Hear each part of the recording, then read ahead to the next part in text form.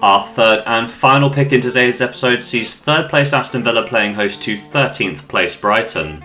And Aston Villa, they lost their last match against Brentford. The Bees had Kevin Schade sent off in the 42nd minute for some violent conduct, but they did still manage to take the lead before the interval thanks to Dango Ouattara.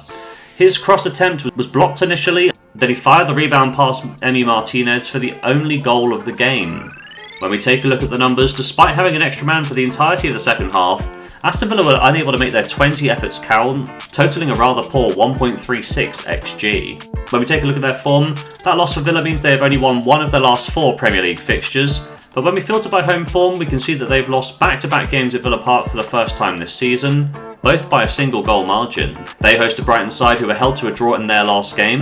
Pascal Gross scored on his return to the Seagulls in what looked like a solid 1-0 win at the Amex. However, Beto clearly didn't read the script as he would pop up in the 97th minute with a last gasp leveller for the Toffees, with the final scores ending 1-1. In terms of form, that equaliser did deny Brighton their first win in 4 Premier League games, and when we filter by the away record, no win in their last 5 road matches. When we take a look at the head-to-head record, the last encounter between these sides was a really entertaining watch for the neutrals.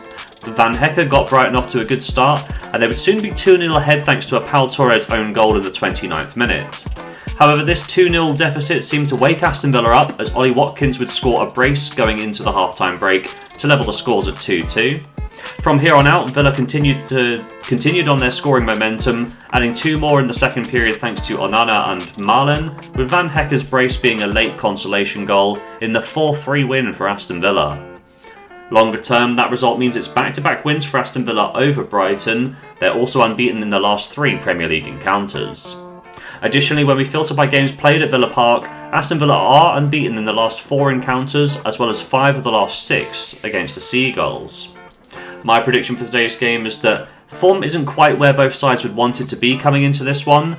However, the poor away form for Brighton and the relative head-to-head dominance at Villa Park for Aston Villa has me leaning towards the home side here.